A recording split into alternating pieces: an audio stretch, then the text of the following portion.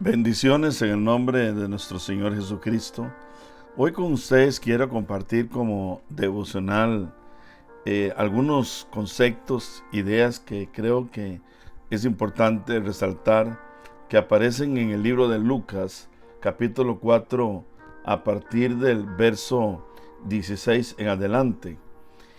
Como en forma de introducción, decirles que el Señor pues había pasado toda una etapa de formación en su niñez. Ya como adulto, él va a las aguas del bautismo a través de el profeta Juan el Bautista. Estando allí, recibe la confirmación de hijo por parte del Padre Celestial. También recibe la visitación del Espíritu Santo en forma de paloma. El Padre declara que él tiene contentamiento de él como hijo.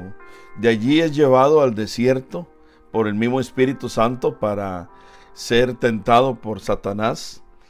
Allí pasa 40 días, 40 noches, y dice la palabra que él regresó en el poder del Espíritu después de toda esa prueba tan difícil que pasó allí. Y dice que él no solamente recibe ese empoderamiento del Padre, del Espíritu Santo, sino que también dice que su fama se difunde por todas las ciudades, sobre todo en las tierras de alrededor de Galilea.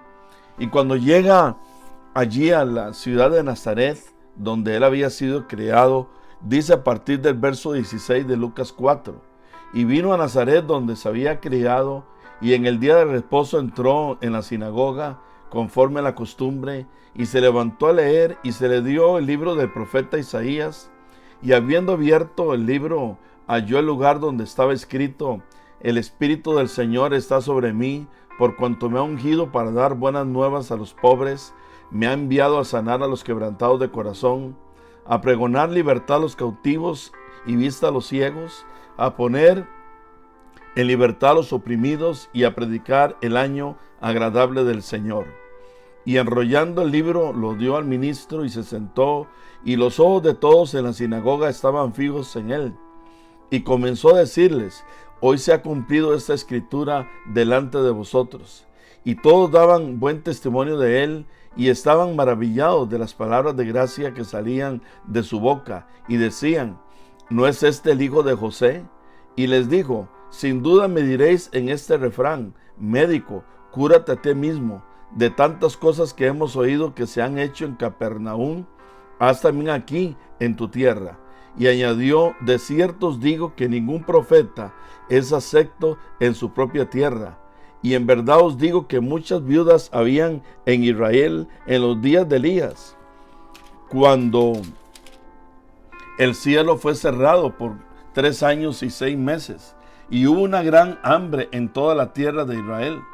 Pero a ninguna de ellas fue enviado Elías, sino a una mujer viuda en Sarepta de Sidón. Y muchos leprosos habían en Israel en tiempo del profeta Eliseo, pero ninguno de ellos fue limpiado, sino Naamán el sirio. Al oír estas palabras, todos los en la sinagoga se llenaron de ira, y levantándose le echaron fuera de la ciudad y le llevaron hasta la cumbre del monte sobre la cual estaba edificada la ciudad de ellos, para despeñarle. Mas él por medio de ellos pasó y se fue. Una de las cosas que quiero resaltar acá, que agrega en otro pasaje de la Escritura refiriéndose a este mismo hecho, es que dice que él se asombró de la incredulidad de ellos, y que entonces allí en Nazaret no pudo hacer muchos milagros, muchas maravillas por causa de esa incredulidad. Y una de las cosas que quiero resaltar es algunas razones de por qué esa incredulidad vino al corazón de ellos, y que en alguna medida pueden ser también razones que pueden impedir que usted y yo podamos ver milagros y maravillas del Señor.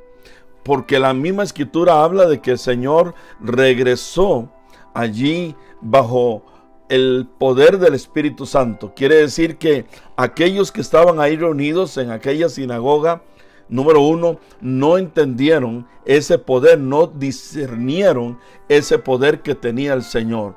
Una de las cosas que usted y yo tenemos que tener muy presentes a la hora de tener convicción de fe en lo que Dios puede hacer y no caer en la incredulidad que muchos caen, es creer que el Señor tiene el poder para hacer milagros y maravillas.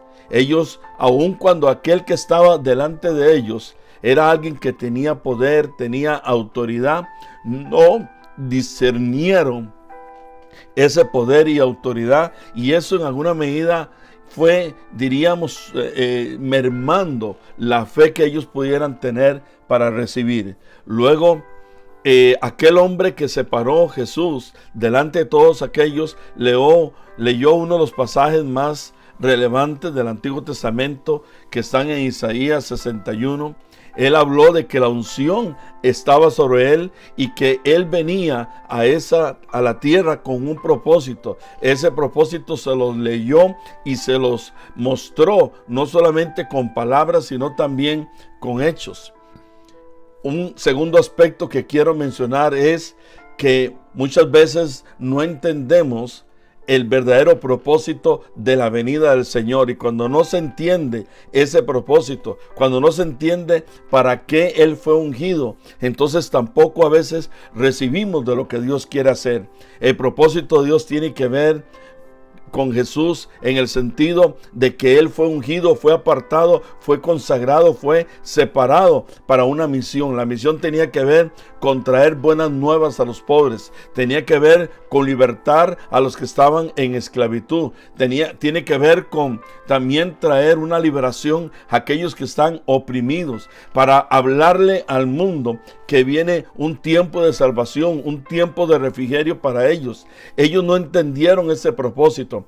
Cuando hablamos del propósito de Jesús, estamos hablando de un propósito que tiene que ver con libertad, con salvación, con llevar a la gente a una sanidad plena de sus vidas. Cuando usted entiende propósito, cuando usted entiende el propósito del Señor, entonces cuando usted ora para que Dios le bendiga a usted, o cuando usted ora para que Dios le utilice para bendecir a otros, usted tiene que tener claro ese propósito, porque es Cristo a través tuyo el que está haciendo la obra.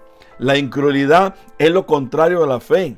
Y la Escritura habla en el libro de los Hebreos, capítulo número 12, puesto los ojos en Jesús, el autor y consumador de la fe. Quiero de parte del Señor motivarte a que tú seas una persona de fe, a que no caigas en la incredulidad, a que tú entiendas que el Señor tiene el poder y que su misión es poder hacer toda esta obra que hoy hemos mencionado. Cuando tú tienes esa convicción, entonces vas a recibir los milagros y las señales que Dios quiere darte a ti y también a través de ti. Bendiciones.